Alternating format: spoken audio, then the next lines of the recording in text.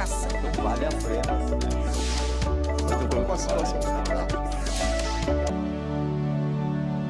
Olá, no programa Em Discussão com Vida de hoje, o deputado Paulo Fiorilo, do PT, recebe o advogado Sebastião Bezerra Sobrinho. O assunto, habitação. Sejam bem-vindos à TV Alesp. Muito obrigado. Obrigado. Deputado, eu queria então que o senhor apresentasse o seu convidado de hoje. Obrigado, Priscila. Bom, primeiro eu queria agradecer a presença aqui do Sebastião Almeida Sobrinho, mais conhecido como Tião Bezerra. E eu queria aproveitar, Tião, a sua presença, para perguntar um pouco sobre a sua história.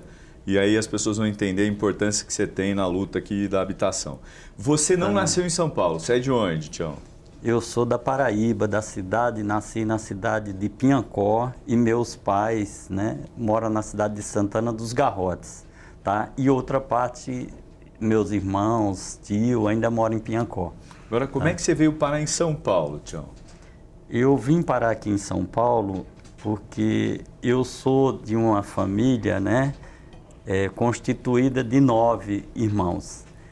E meu pai tinha muita vontade que a gente continuasse estudando e ele não tinha condições de oferecer estudo para nós. Era uma dificuldade muito grande, tinha seca, a gente tinha que trabalhar na roça para poder depois, no final da tarde, ir para a escola, tá certo? E em razão daquele sofrimento todo, aí eu fui e falei para meu pai, olha, eu preciso ir para São Paulo para poder a gente tocar a vida.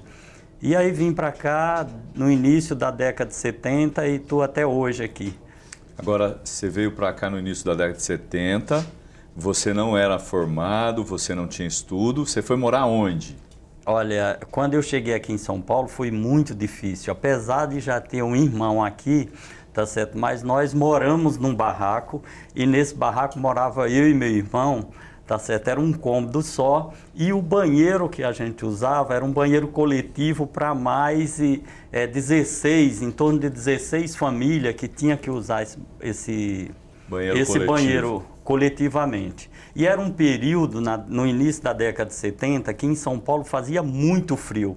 E esse banheiro, por incrível que pareça, o seu chuveiro ainda era frio, ele não tinha como fazer a ligação, era muito difícil a situação, tá certo? E aí a gente foi trabalhando, depois eu aluguei um outro cômodo. Só antes de você falar do seu trabalho e tal, eu queria só perguntar, que região que você foi morar? Na região noroeste. Quando você veio da Paraíba, você foi direto para Noroeste, onde estava seu irmão? Onde estava meu irmão. Tá. E aí, aqui em São Paulo, você foi trabalhar. Você trabalhou primeiro onde? Eu trabalhei numa metalúrgica chamada Evas, tá certo? Como ajudante de metalúrgica, Ajudante metalúrgico. Depois eu comecei a estudar e fui para o Correio. Fiz um curso, uma provinha lá no Correio e depois fiquei lá trabalhando. Eu trabalhei em torno de praticamente 8 anos no Correio. Tá certo? Tião, e no Correio, antes de você mudar, eu queria saber, você ajudou a fundar uma associação? Conta essa história pra gente. Sim, então, lá no Correio, a gente começou a organizar os trabalhadores de lá, porque eles não tinham direito a um sindicato, a uma associação. Aí nós juntamos um grupo de pessoas e começamos a organizar aqueles trabalhadores. E aí constituímos essa associação, ainda era no período da ditadura. Tá certo? Depois houve uma mobilização, houve uma paralisação, a gente parou os Correios, isso em 85, fui demitido por justa causa, eu e mais todas as pessoas que realmente trabalhavam no Correio, tá certo? E depois disso, a gente aonde ia para procurar um outro emprego, era barrado porque falava, olha, é grevista, veio lá do Correio, então não pode mais, a gente não aceita trabalhar aqui, tá certo? Por diversas empresas que a gente ia procurar, a gente deparava com essa dificuldade, tá certo? Posteriormente, um colega meu, de tanto ver o meu sofrimento, porque eu já era casado nessa época, tinha um filho recém-nascido, tá certo? E pagava aluguel, ele falou, olha, eu vou realmente arrumar um serviço para você, só que você não pode falar de política, mas política estava, eu acho que no meu sangue já, não tinha como a gente desvincular da política, E principalmente naquela época do movimento sindical. Aí ele me arrumou num hospital, que eu não vou citar o nome, tá, de auxiliar de almoxarifado. Mas era uma situação muito difícil, até diferente daquela que eu vinha lá dos Correios, né? E aí a gente começou a organizar os trabalhadores de lá também, e até eu criei um jornalzinho, eu e mais 3 funcionários do auxiliar de almoxarifado, que se chamava Os Camelos do São Camilo. Tá Já certo? acabou de falar qual é o hospital. Acabei de falar do hospital, mas paciência. Eu acho que problema, já passou, tranquilo. não tem problema, não levo isso em consideração do ponto de vista pejorativo. Claro. Tá certo? Eu acho que é importante até para os trabalhadores de lá, porque posteriormente houve uma greve também no hospital sorocabano, que inclusive tem problemas até hoje, e os médicos elogiavam muito esse informativo que nós criamos lá, tá certo? Quer dizer, contribuía muito com as lutas. Tinha também um jornalista que já faleceu, que era o Maurício Trautenberg, que numa coluna O Debate, ele chegou a mencionar a questão desse jornalzinho que foi criado lá no hospital. Agora, você falou dessa história de que a política estava no sangue, que o seu amigo pediu para você não falar de política. Quando é que você começa a sua militância política, Tião? Olha, mesmo antes de eu vir aqui para São Paulo, tá certo? A gente já tinha uma atuação. Lógico que a gente era muito garoto e tal, não tinha muito recurso, enfim. Mas existia o problema e a gente ficava questionando esses problemas. Quando veio para cá, e até em razão da questão da atuação como metalúrgico, tá certo? Terminou, acho que, proporcionando um avanço nessa questão da conscientização política. Veio o final aí da década de 70, início de 80, com o surgimento também da liderança do Lula, que era o sindicalista lá que representava o sindicato lá dos metalúrgicos do ABC.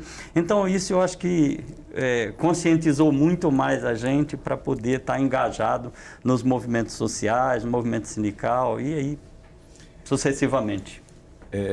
Você também ajudou a fundar o Partido dos Trabalhadores de São Paulo. Sim. Esse movimento se dá lá na Noroeste e pelo seu engajamento na política, é isso? Sem dúvida. A gente, naquela época, saía de porta em porta com a fichinha do PT, exatamente convidando as pessoas a se filiar no partido para poder organizar ele. Aí a gente fundamos o núcleo lá do Limão, tá certo? Limão e Casa Verde, e aí a gente constituiu o partido lá. Depois foi unificado o diretório da Casa Verde, Diretório Zonal de Casa Verde. Só para aproveitar, já que você falou da fundação do PT, você foi vereador na cidade de São Paulo por 3 meses. Eu queria que você contasse um pouco essa experiência de uma pessoa que vem da militância e assume um mandato pelo menos por 3 meses. Como é que foi a experiência? Quais os projetos que você apresentou? Desculpa, eu estou com a garganta ruim. Tem uma aguinha aqui para você. Ó. Eu acho que foi uma experiência para mim como vereador da maior cidade do Brasil, muito rica, tá certo? Tive a oportunidade, em razão de minha experiência com os movimentos sociais, com o pessoal da periferia, tá certo? Eu fui muito feliz porque existia o programa Vai e Volta e eu apresentei esse projeto e ele foi aprovado em curto período, tá certo? Que é o Vai e Volta, que atualmente é TEG, tá certo? É uma lei que beneficia muitas crianças carentes que moram afastadas das escolas na periferia de São Paulo, tá certo? E eu tinha como concepção, era proporcionar segurança para as crianças, tá certo? E também facilitar com que elas não chegassem tão cansadas na escola e não conseguiriam absorver aquilo que os professores poderiam estar ensinando. E também gerar emprego, tá certo? Porque cada van que é contratada para transportar aquelas crianças gera no mínimo 2 empregos diretos, tá certo? Que é o condutor e mais uma pessoa que vai estar organizando as crianças ali naquele veículo e também deixa na porta da escola, pega também, leva e deixa na porta da casa. Então, acho que esse é um projeto importante que eu acho que tem que ser investido recurso, inclusive, para ampliar, porque ainda tem muitas crianças que precisam estar no vai e volta e eles estão fora. Outra coisa interessante é que naquela época que eu fui vereador, nesse curto período, tá certo? As crianças de creche ficaram fora, porque não estava vinculada à Secretaria de Educação, e sim à Secretaria do Bem-Estar Social. Assistência. Aí ele a Secretaria do Bem-Estar Social. Que é assistência social hoje. Então eles ficaram desvinculados, que eu acho que isso é importantíssimo no meu entendimento, que essas crianças também sejam atendidas pelo transporte escolar gratuito, tá certo? Elas estão desamparadas hoje, é um pecado do meu ponto de vista, mas eu acredito que em uma hora ainda vai chegar esse benefício para eles, ou seja, uma conquista. Mas acho que no caso do SEIS, já foi para a educação, precisa só ver se eles estenderam ou não o transporte, mas eu acho que é uma reivindicação justa. Queria aproveitar aqui para a gente entrar no tema que me fez te trazer aqui, a questão da moradia. Você foi estudar e se formou advogado. E por que a opção de militar na moradia? Paulo, eu acho que antes mesmo eu queria voltar para o tema da questão das creches, porque as crianças agora estão saíram da Secretaria do Bem-Estar Social e vieram para a educação. Perfeito. Mas, em contrapartida, eles não recebem o benefício. Eles ainda não têm o TEG. Não tem esse benefício, não é beneficiado pelo TEG. Quanto à questão da minha opção em formar em Direito, é porque nessa época eu já comecei a atuar junto aos movimentos populares, em especial de moradia. E a carência era muito grande de ter uma pessoa comprometida com esse trabalho do movimento, tá certo, a militar também juridicamente. Isso eu acho que me proporcionou e proporciona para os movimentos sociais, e especial de moradia, tá certo? Eu acho que um fortalecimento muito grande. Eu acho que é necessário que tenha um advogado que seja comprometido com a causa específica da moradia, que tem uma demanda enorme, uma gama de problemas, e eu acho que precisa ter esse profissional. Vamos falar um pouco de moradia na cidade e da sua experiência. Antes eu queria fazer aqui, Tião, um depoimento. Eu tive a oportunidade de andar muito com você e vi o quanto as pessoas reconhecem o seu trabalho de advogado, em especial na periferia. Mas eu queria lembrar de uma visita que a gente fez naquela comunidade A Tribo, que você me levou, onde uma família, o barraco da família pegou fogo e morreram pessoas. Como é que você foi parar lá na tribo? Me conta.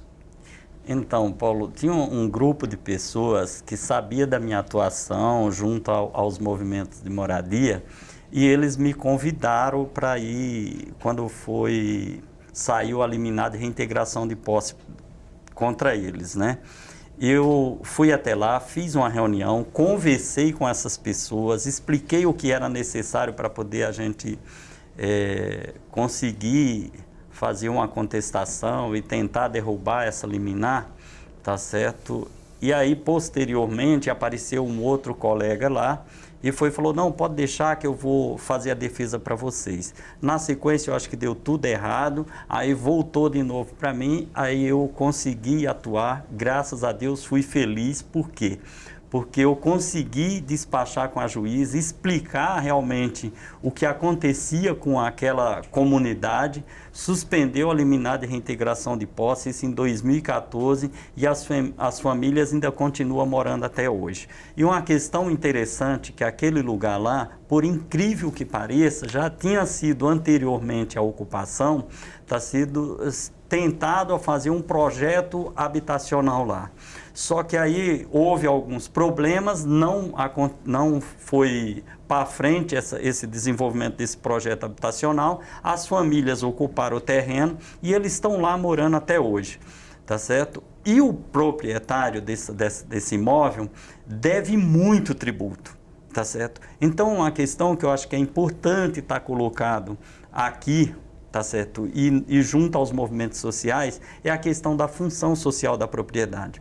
Como a pessoa deve 10, 12 milhões de IPTU, tá certo? Tem a propriedade lá e ele ainda pleiteia essa propriedade para si, sem ele dar um destino a essa propriedade. Então, eu acho que hoje essa propriedade cumpre a função social exatamente porque as famílias ocuparam. Se elas não tivessem ocupado, esse terreno poderia estar lá, baldio, largado para inseto e diversas outras maldades. Hoje, com as famílias que estão morando lá, tem mais de 700 famílias, estão de boa, sem pagar aluguel. Tem problema exatamente porque o poder público não vê dessa forma e não investe na construção ou em infraestrutura para que elas possam ter uma moradia digna, tá certo? Então, teve problema recente, posterior àquele prédio que caiu lá no centro, lá no Largo de São Bento, tá certo? Que pegou fogo num barraco e aí houve um acidente que morreram 4 pessoas. O pai, a mãe, mais 2 filhos, tá certo? Lamentavelmente, em razão do descaso do poder público. E pior do que isso, o descaso é tão grande, e eu cheguei a fazer a visita no dia quando a Defesa Civil estava lá, e eu cheguei a questionar, puxa vida, não veio uma autoridade para realmente prestar um socorro para as famílias que aqui estão, aqueles que realmente, de repente, partiram dessa para uma outra, tá certo? Não veio uma autoridade. As únicas pessoas que foram lá foi 4, 5 agentes da Defesa Civil, Corpo de Bombeiro, essas pessoas. E eu fiz uma comparação. Quando aconteceu um incêndio lá no Largo do Paissandu, naquele prédio, tá certo? Morreram, acho que 6 pessoas, 7 pessoas, tá certo? Foi tentado o prefeito, o governador, até o presidente da República como autoridade, tá certo? E por que lá no Morrinho, na periferia, essas pessoas não apareceram? É uma contradição enorme, porque são vida. Se a gente não preservar a vida, nós vamos preservar quem? Tá certo? Então, é um descaso total com o pessoal que vive na periferia de São Paulo e das grandes metrópoles. Só para registrar, a gente falou da tribo, mas a gente não falou onde fica a comunidade. Que bairro que está localizado? Fica no bairro da Brasilândia, mais especificamente no Jardim Damasceno. No Damasceno. E só para lembrar, quando nós fizemos a visita, os corpos ainda não tinham sido liberados. Verdade. Você deve se recordar disso. Os corpos não haviam sido liberados. E já tinha, acho que uma semana. Já tinha alguns dias. E para ser liberado, nós tivemos que fazer contato, inclusive com a intervenção sua, Paulo, que eu até hoje quero agradecer em nome da comunidade, para poder fazer uma matéria. E em razão dessa matéria foi que os corpos foram liberados posteriormente. Tá certo? Então, esse é um exemplo dos vários que a gente vai conversar aqui, que você ou advogou ou advoga e que tem uma experiência grande nesse sentido. Mas eu queria, antes da gente entrar nesse aspecto mais específico, falar um pouco da questão da moradia na cidade. Nós tivemos durante um período a questão de programas como Minha Casa Minha Vida, tanto entidades como para quem tem renda baixa. Como é que você avalia esse programa, principalmente lá na região noroeste, os empreendimentos que foram feitos, os que estão ainda sendo realizados? Qual é a sua avaliação? Eu acho que se a gente fazer uma avaliação mais aprofundada, a gente vai perceber que o Brasil só teve 2 programas de habitação. Um que era o BNDES, logo que foi criada a questão do fundo de garantia, que era para financiar a construção de habitação popular. Posteriormente, ele foi extinto e aí veio no governo do Lula, tá certo? Não foi da Dilma deu continuidade posteriormente, foi criado o programa Minha Casa Minha Vida, exatamente para beneficiar as famílias de baixa renda, que ganha de 0 até um salário mínimo e meio, chegando até 5 salário mínimo, tá certo? Mais especificamente para beneficiar essas pessoas mais carentes. Eu acho que esse é um programa importante. Lamento que agora a gente lê as matérias nos jornais, tá certo? Que o governo atual, ele está acabando esse programa, tá certo? Me parece que já tem uma data como se fosse a data da morte. Está prevista agora para junho, julho, ser eliminado. E quem vai ser prejudicado é exatamente as pessoas de baixa renda, levando em consideração até a questão do próprio desemprego. Hoje nós temos mais de 13 milhões de pessoas desempregadas, tá? Se não tem emprego, essa pessoa não vai ter renda. Como que ele vai pagar um aluguel? Tá certo? A opção dele hoje é exatamente ir morar debaixo de uma ponte ou ocupar um pedaço de chão que tiver por aí para poder ele morar com a família dele. Então nós estamos meio hoje sem alternativa, tá certo? Quando paralisa diversas obras que tem diversos conjuntos habitacionais sendo construídos na cidade de São Paulo e no Brasil, tá certo? E de repente a gente depara com essa situação. É lamentável, mas a gente vai ter que não só conviver, porque eu acho que é preciso enfrentar o desafio, se organizar a população e fazer com que ela lute em defesa da manutenção de um programa tão importante como é o programa Minha Casa Minha Vida. Tá certo? Lá na minha região tem alguns conjuntos que está sendo construído, tá certo? Que também está com dificuldade em razão agora desses cortes. Além desses que já estão sendo na reta final para a entrega, tá certo? Tinha outros também que estava previsto e que termina sendo sacrificado, tá certo? Isso eu estou falando específico da minha região. E na cidade tem diversos outros também. Ô Tião, a gente percebe, olhando lá a região, que quando você não tem um programa habitacional, você acaba tendo muitas ocupações irregulares em áreas que são de proteção ou áreas de risco. Hoje, fazendo uma visita na região, ali em frente ao Damasceno, você tem do lado, quem está aí no sentido Tapes, do lado esquerdo, uma ocupação ali atrás daquela escola, perto, bem na entrada do Damasceno à direita, do outro lado, né? É uma parte que devia ser de árvores e ela foi ocupada, mas foi ocupada porque as pessoas precisam morar, né? Como foram ocupadas várias outras áreas. Então a impressão que dá é, se o poder público não dá uma resposta, a população acaba buscando uma alternativa, porque ninguém aguenta pagar aluguel. Você acha que é isso mesmo? Com certeza, não tem dúvida. Eu conheço exatamente os locais que você está falando, tá? Lá onde você está falando, o pessoal denominaram uma ocupação que existe, já está com 1 ano e pouco, numa parte, é o Novo Carumbé, tá certo? E tem também ao lado, também uma área que o pessoal chama de Capadócia, tá certo? Que tem muita gente lá, deve ter umas 10 mil pessoas morando nesse lugar. Se você unifica o Capadócia com essa área do Novo Carumbé, o que acontece? Lá estava previsto ser o Parque da Brasilândia, tá certo? Hoje esse parque não existe, tá certo?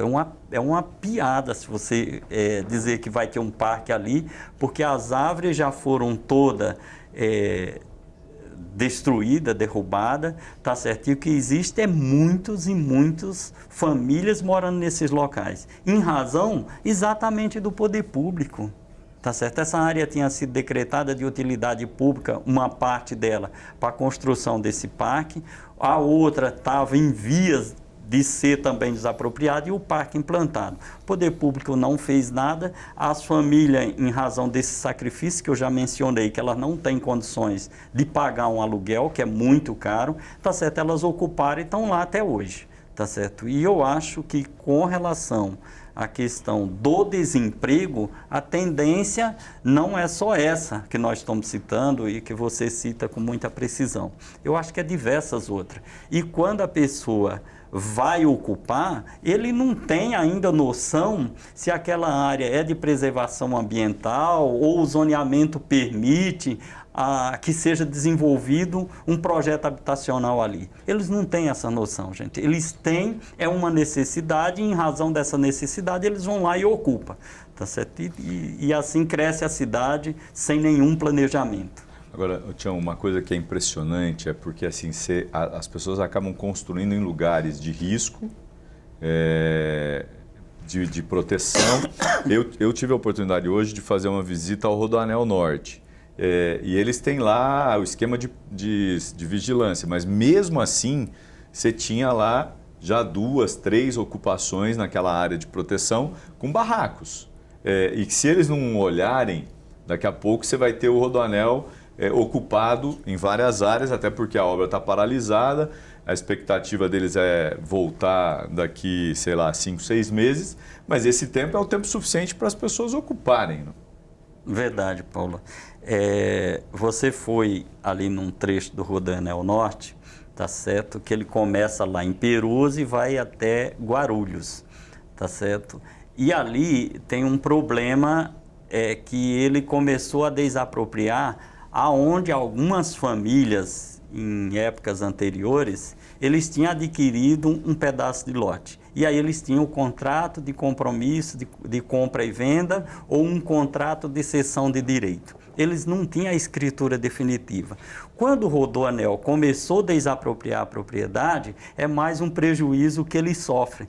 De que forma? Por quê? Porque a desapropriação, ela se dá em cima do terreno, óbvio que também tem a questão da construção. Eles vão lá, avaliaram a construção só para aquela família e eles indenizaram de acordo com o que eles entendiam que seria o razoável naquele caso. E o terreno daquela pessoa que ela já tinha adquirido, ele, em razão de não ter o título definitivo de propriedade, era pago para o antigo proprietário. Tá certo? E essa é uma demanda que fica nos tribunais e vai há alguns anos aí, essa família depois não sabe que ela tem o direito de estar pleiteando isso do antigo proprietário na hora que ele receber, ser repassado para eles, tá certo? E eles terminam deixando para lá. E o poder público, o poder judiciário não vai correr atrás de ninguém para poder ver essas questões dessa indenização. Além de quando o prejuízo que sofre todo aquele entorno, que é com a construção do Rodoanel, que pese, eu não estou aqui sendo contra o Rodoanel. Eu acho que é uma obra importante hoje para o Estado de São Paulo, para o município, para tentar desafogar o trânsito. Mas o que eu digo que sofre prejuízo é porque quando ele sai cortando todos aqueles morros no entorno da cidade, eles começam a mexer na terra e essa terra começa a assorear todos os córregos. E os córregos vêm parar exatamente dentro da cidade de São Paulo e prejudicar as pessoas que estão na periferia, porque o córrego não é canalizado, aí começa a transbordar e dá os alargamentos, enchente, e novamente o pobre é sacrificado e vai ter novos prejuízos, tá certo? Isso tem na cidade como um todo. E eu falo isso porque qual que é a contrapartida, até do ponto de vista do dano ambiental, que o Rodoanel não poderia ressarcir, tá certo? Eu cheguei uma época, numa discussão com a comunidade, dizer para eles, vocês precisam pleitear, nem que seja, tá certo, que eles organizam uma cooperativa de reciclagem para tentar amenizar um pouco o sofrimento de vocês daqui e beneficiar a comunidade, tá certo? Mas é difícil você tentar organizar as pessoas, mas eu acho que esse é um objetivo nosso, nós temos que estar focados nisso e tem muitas pessoas boas que valorizam esse tipo de trabalho e é para elas que a gente tem que procurar desenvolver esses mecanismos, esses instrumentos, porque ela não só beneficia do ponto de vista social, também que uma cooperativa pode gerar renda para eles também estar sobrevivendo. Bom, a gente chega então ao final desse bloco e daqui a pouquinho a gente volta então com mais programa Em Discussão com Vida.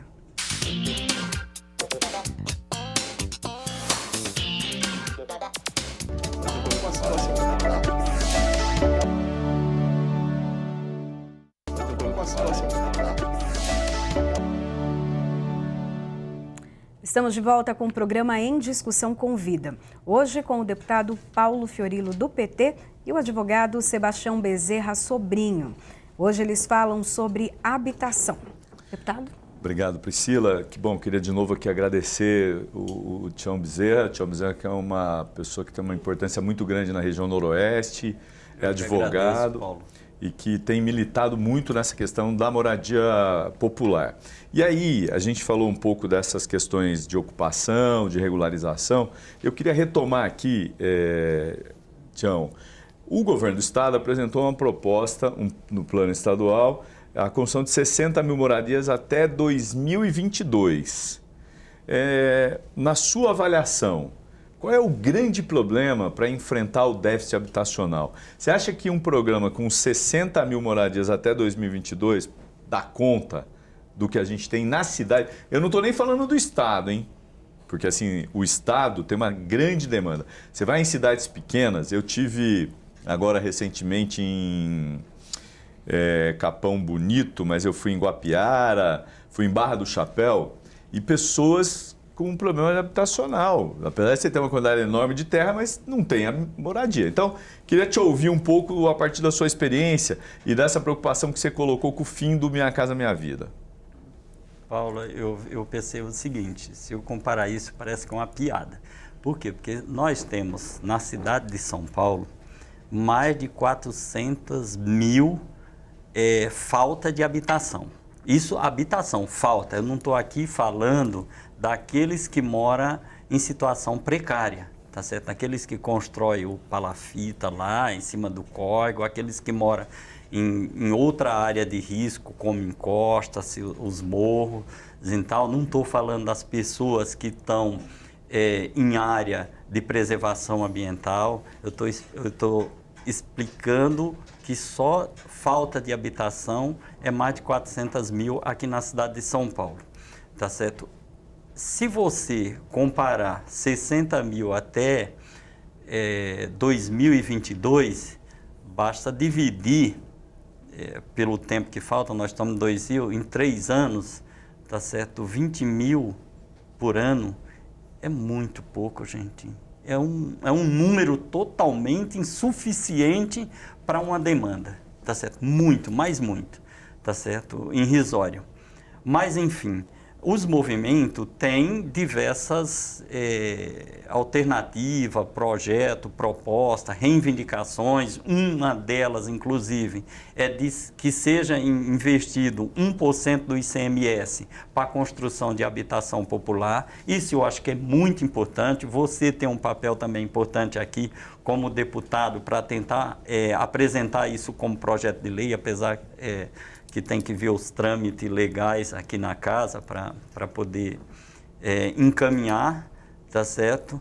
E também eu acho que trabalhar muito com a própria demanda. Se não trabalhar com a demanda e for contratar empresa, o custo dessas unidades habitacionais é muito alto, tá certo? E termina quem sendo prejudicado é as pessoas que deveriam ser beneficiárias dessas unidades habitacionais, tá certo? Por isso que eu acho que a gente precisa muito lutar para se manter o programa Minha Casa Minha Vida, porque aí eu acho que pega os 3 entes da federação, União, Estado e município, cada um dê uma contrapartida e resolva o problema de habitação com maior investimento, tá certo? Se a gente não fizer isso, não desenvolver, eu acho que nós não vamos ter sucesso, tá certo? E aí eu aposto com você que o número de ocupação vai aumentar muito mais,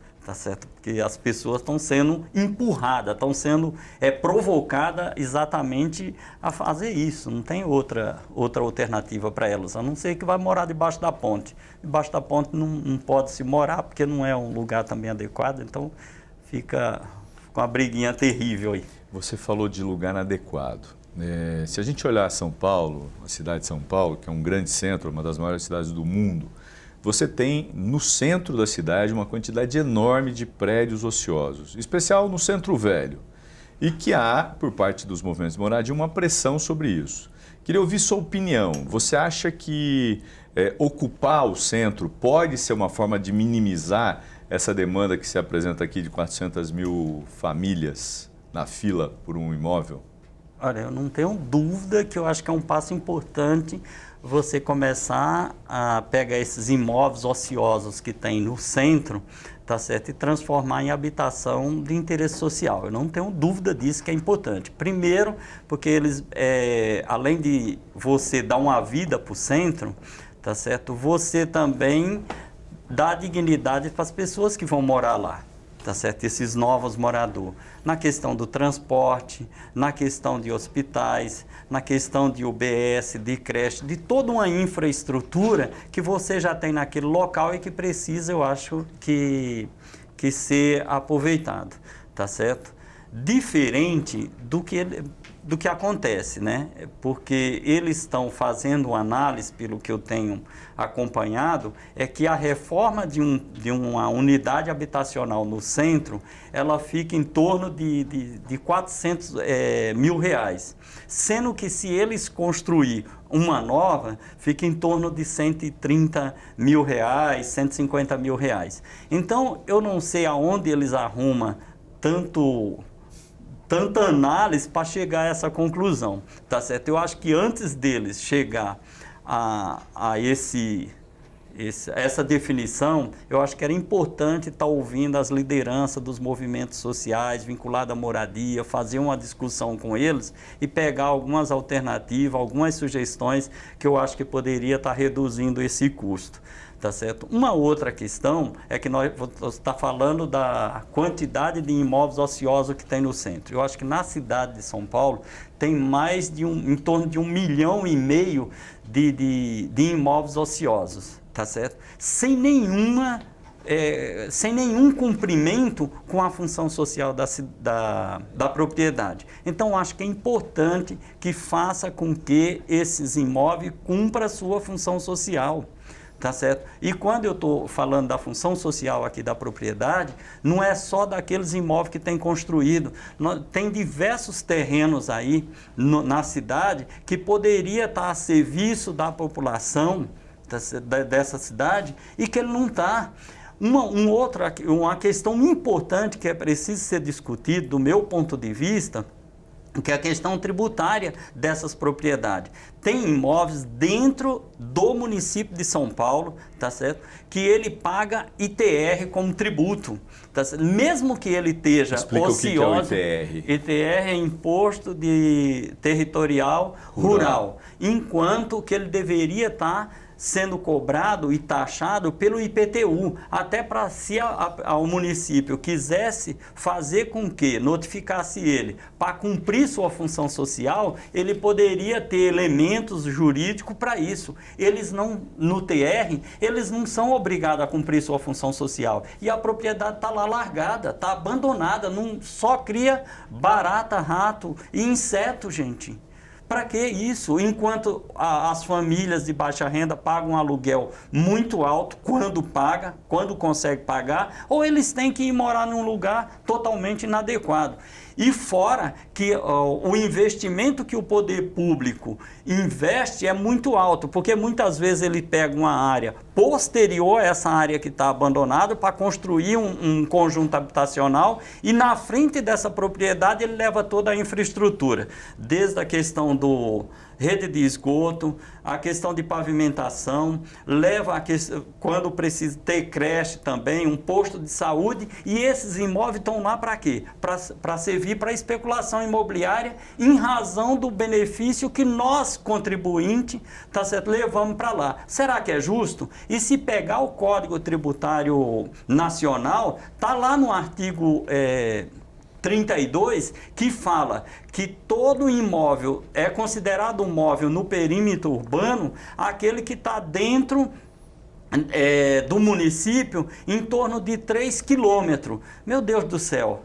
Quantos imóveis nós não temos dentro da cidade de São Paulo que no seu entorno recebe toda essa infraestrutura, o proprietário é beneficiado e paga ITR, um imposto que você paga uma taxinha anualmente. Tá certo? Então, eu acho que isso é totalmente injusto, tá certo? Não dá para a gente conviver. Eu acho que a Câmara Municipal tem um papel importante que é procurar rever isso. E o próprio Executivo também apresentar um projeto de lei que faça essas alterações. Tá certo? Quando eu falo do Código Tributário Nacional, tá lá os requisitos. Tá certo? É 3 quilômetros e essa propriedade, para ser considerada, está no perímetro urbano, ela precisa ter guia e sarjeta, essa propriedade tem, ter rede de esgoto na sua frente, essa propriedade tem, ter uma escola, um posto de saúde num raio aí de 2, 3 quilômetros do lado dessa propriedade, essa propriedade tem e ela está pagando o tributo do ITR, Imposto Territorial Rural.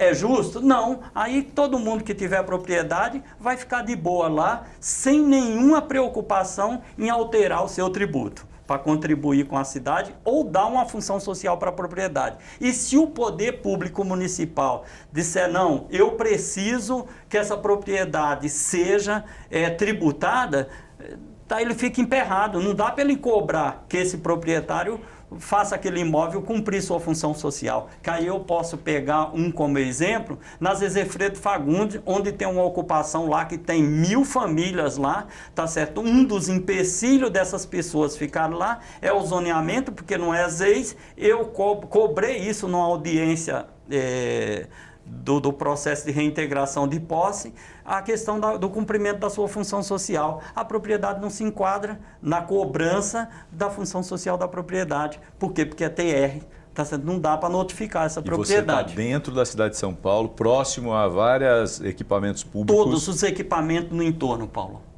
Todos. O que você imaginar tem lá. É tanto que uma das discussões, e nós conseguimos suspender a liminar de reintegração de posse, é para protelar para acontecer isso no período de férias. Para as crianças que estão naquele entorno, já em creche, em escola de ensino fundamental, tá certo? E dos postos de saúde ali, eles não ser sacrificados exatamente no período letivo. É uma judiação, mas é o que acontece. Você trouxe 2 elementos novos para a conversa. Uma são as áreas que ainda são do INCRA, de TR, e a outra a questão do 1% do ICMS para a moradia popular. A ideia do 1% já teve presente, inclusive, aqui na Assembleia. Se não tiver enganado, o deputado Henrique Pacheco foi um dos que levantou essa bandeira, mas a lei foi considerada ilegal porque hoje você só tem 2 áreas que têm carimbo orçamentário, saúde e educação. Nesse caso do 1%, me parece que poderia ser uma alternativa boa para que o Estado desse uma resposta não de 60 mil moradias até 2022, mas que pudesse ter um programa próprio para começar a diminuir esse déficit na cidade e no Estado. Até porque a Prefeitura está dizendo que vai entregar até 2020 25 imóveis, muito menos do que o Estado de 60, que já é pouco, a gente já falou aqui. Na sua opinião, qual a alternativa para a gente buscar financiamento para moradia popular, principalmente para quem ganha de 0 a 2, 3 salários mínimos? Eu concordo plenamente que é preciso incluir no orçamento do município de São Paulo e de preferência em outras grandes metrópoles, tá certo? Que seja destinado um percentual exatamente para a construção de habitação popular de interesse social para as pessoas de baixa renda, tá certo? O 1% do ICMS talvez não seja o suficiente, mas é uma boa partida para o Estado de São Paulo contribuir exatamente com a questão dessa demanda, tá? Lógico que a gente não podemos aqui, mesmo que é uma luta que eu acho que vai ter que ser enfrentada, tá certo, para conquistar esse 1%, é excluir também o próprio município, que tem sua parcela, e é uma parcela importante também, e a própria União, tá certo? Que destine recurso para a construção e combate à questão do déficit habitacional, tá certo? Eu acho que isso é muito importante, tá certo? E também a gente vê outras alternativas, tá certo? Que é para desvincular das grandes incorporadoras, né, gente? Que vai lá, vai se lucrar com esse recurso, Tá certo? Que aí a gente tem que ver, por isso que eu acho que essa discussão junto aos movimentos é importante. Tem movimento e pessoas no meio deles, profissional na área, que pode contribuir para reduzir esse custo. Na cidade de São Paulo tem experiência, outras cidades também, tá certo? A outra é que eu fico preocupado, é que mesmo com esse recurso de 1% nessas grandes metrópoles, que o governo não pegue e fala, não, eu tenho esse recurso, aí eles investem e vai construir em pequenas cidades aí do interior, aonde o terreno é mais barato. Tá certo? E esqueça de fazer o investimento necessário que precisa a cidade de São Paulo. Então, acho que nós precisamos estar atento exatamente isso. Mas eu acho que o primeiro passo, eu acho que seria ter o recurso suficiente para poder a gente enfrentar essa demanda. Acho que esse é um primeiro passo. Isso aqui significa, talvez, recolocar na pauta a ideia do 1% ou um financiamento específico para a moradia popular, da faixa de 0 a 3, que é onde você tem uma demanda muito grande e você tem aqui na cidade de São Paulo e no estado ocupações irregulares, áreas de risco. Você citou aqui o caso do prédio lá no Largo do Paissandu, que acabou levando pessoas ao óbito. Se o Estado, se as prefeituras não se mobilizarem, a tendência é aumentar o número de ocupações irregulares, de prédios no centro e assim por diante.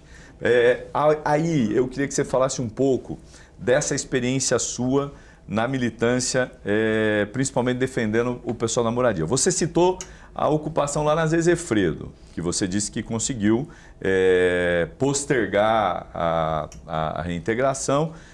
Eu queria ouvir, como é que o judiciário tem olhado essa questão? Então, é bastante complexo. Primeiro que eles dizem, nós não temos recurso para investir em habitação. Nós somos um ente totalmente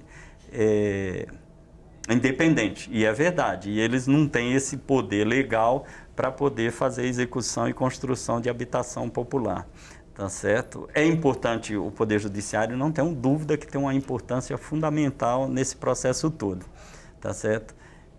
Mas tem uma das coisas que eu chego a questionar, gente, é porque está lá na Constituição, no artigo 5º, tá certo? A questão da função social da propriedade, tá certo? E quando vai para o Poder Judiciário, essa questão não se leva em consideração na hora de dar uma decisão, tá certo?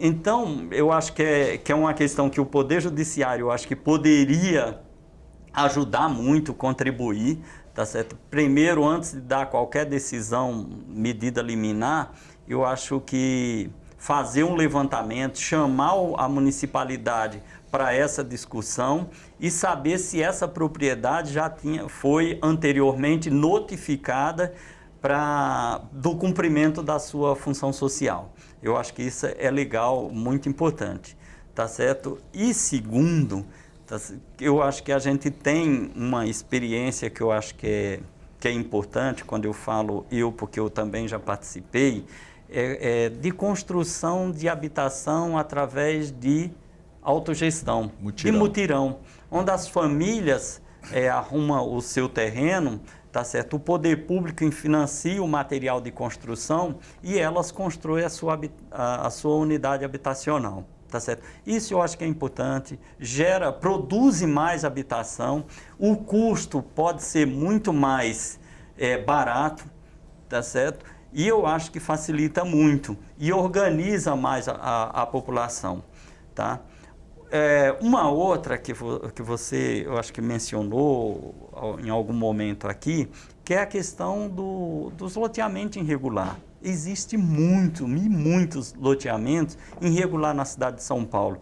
Hoje tem instrumento, tá, que facilita o poder público municipal a regularizar e beneficiar essas pessoas. E eu vou dar um dado aqui para vocês que eu acho que é importante para nós. Tá certo? Qual que é?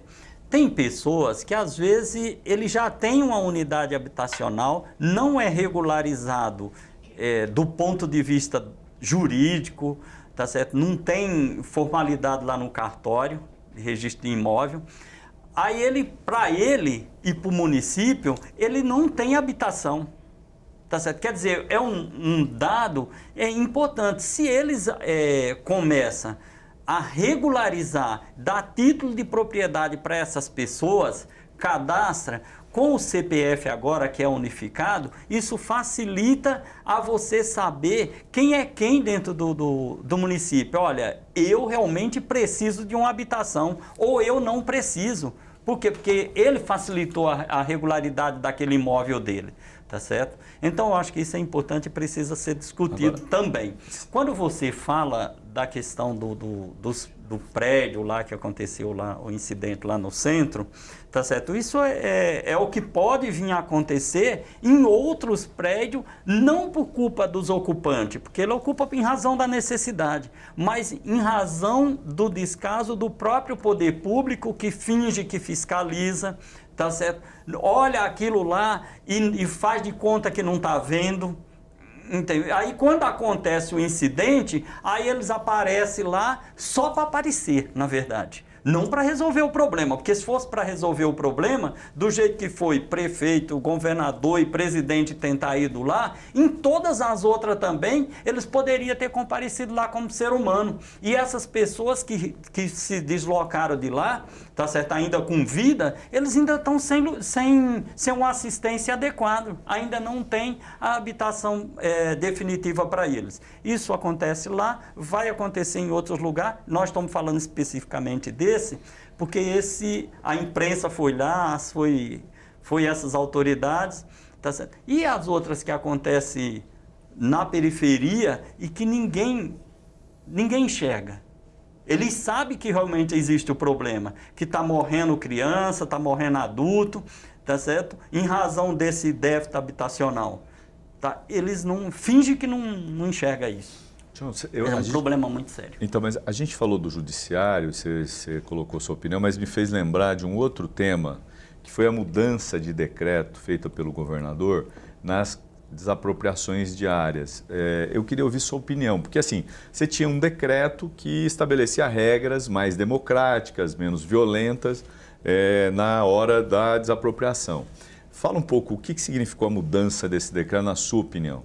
Então, Paulo, você está fazendo eu lembrar, eu peguei um áudio, tá certo? Chegou para mim agora, essa semana, que é na Zona Leste, o pessoal ocuparam aí, há uns 10 dias atrás, uma área. Lá em Guaianazes. Lá em Guaianazes. Vamos falar disso. Certo? E o que acontece? A polícia foi lá exatamente para retirar aquelas pessoas sem passar pelo crivo do Poder Judiciário.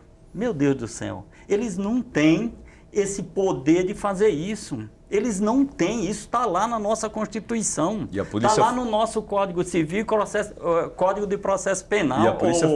Civil também. E a polícia foi à noite. Então... Que é pior. Que é pior. E a questão, e é em razão exatamente dos efeitos dessa mudança do decreto que o governador João Dório fez agora recentemente, que antes para os policiais ir lá e desocupar essas famílias, mesmo com a ordem judicial, eles tinham que justificar para o secretário de Segurança Pública, para depois realmente acontecer a desocupação de uma maneira minimamente mais democrática. Agora não, delegou para que eles vá, tem a decisão judicial, já vá lá e realmente faça a desocupação sem ter que comunicar para a Secretaria de Segurança. Para mim é mais uma violência que o Estado comete contra essas pessoas que luta em defesa do direito à moradia, do direito à terra. Tá certo? Então, eu acho que a gente tem que trabalhar muito para reverter essa situação e o governador, ele tem uma posição, pelo que eu tenho acompanhado nas entrevistas, nos depoimentos dele, totalmente oposto, totalmente. Eu acho que violência gera violência, tá certo? Então, tem que dialogar e tem que trabalhar com muita cautela, porque essas pessoas precisam do lugar para morar. E o problema da violência não resolve o problema habitacional, Não só vai, piora. não vai. Aliás, eu queria aproveitar para lembrar de outro fato que ocorreu aqui na cidade de São Paulo, você deve se recordar. No período em que ocorreram várias ocupações no centro, o próprio judiciário, enquanto vereador de São Paulo, nós fizemos uma reunião com o Naline, que era o presidente do Tribunal de Justiça, para sensibilizar o tribunal de que era necessário encarar as ocupações de outra forma. Não era um juiz decidir desapropriar e pronto, era preciso ter uma discussão. Naquela época, eles chegaram inclusive a constituir um coletivo. O próprio MP está também envolvido nesse movimento para poder minimizar o processo de desocupação, de reintegração. Eu não sei se isso ainda existe, se tem alguma, se proliferou ou não essa preocupação que o judiciário tinha, Tião. Não sei se você que acompanha. Então, acho que essa é uma discussão que os próprios movimentos pleiteou junto ao Tribunal de Justiça. E foi criado o GAOPS, que é exatamente para poder essas ocupações, ações de reintegração de posse, que tiver definido e que precisa fazer a reintegração, seja comunicado para o Tribunal de Justiça para haver a possibilidade de amenizar a dor e o sofrimento dessas famílias, tá certo? Mas depende do pleito da primeira instância, que é o juiz de primeiro grau, o defensor fazer, e aí depende da outra parte, do juiz também aceitar encaminhar isso para o Tribunal de Justiça. Aí lá eles marcam uma nova audiência, onde vai estar participando o presidente do tribunal, o defensor público, a juíza de primeiro grau, a questão do promotor de justiça, e geralmente participa a representante da Casa Civil do Estado. Antes participava até o Ministério da cidade também, representante, para tentar intermediar. O CDHU também participava, tá certo? A Secretaria de Habitação do município, para tentar ver se conseguia um acordo para que as pessoas aquelas famílias não fossem despejadas. É importante, eu acho que é uma atitude já importante. Tudo bem. Tá certo? Mas que precisa ir com cautela com relação a essa questão da segurança, delegar para a polícia ir lá e realmente tirar as pessoas. Que teve isso em Guaianazes e também aconteceu aqui no centro, acho que se eu não estiver enganado, aqui no Ipiranga, onde a Guarda Civil Metropolitana, com mais a polícia, foi lá e sequestrou as famílias sem poder levar água para elas, meu Deus do céu. Lá eu acompanhei, a gente fez uma negociação e colocamos água e comida lá dentro. Então. Bom, tchau, nós estamos chegando ao final. Isso Priscila. mesmo. Bom, eu quero agradecer então a presença dos senhores aqui à TV Alesp, um debate muito rico, né? Muita coisa ainda precisa acontecer para mudar essa realidade, mas essas discussões é que trazem realmente uma mudança. Obrigada pela participação de vocês. Priscila, eu te agradeço aí em nome do deputado estadual, em nome da comunidade que a gente atua e tenta fazer a orientação e assessoria jurídica. E na medida que o deputado precisar e a gente puder contribuir, com certeza nós estamos aqui. Muito obrigado. Obrigado, Tião. Obrigado por estar aqui com a gente nesse programa e ajudar nesse debate. Obrigado, Priscila. Obrigada. O programa Em Discussão Convida fica por aqui. Você pode assistir esse e outros programas no canal da TV Alesp no YouTube. Tchau, tchau.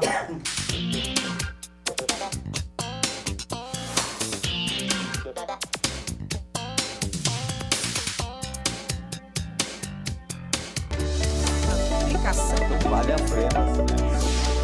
Muito bom.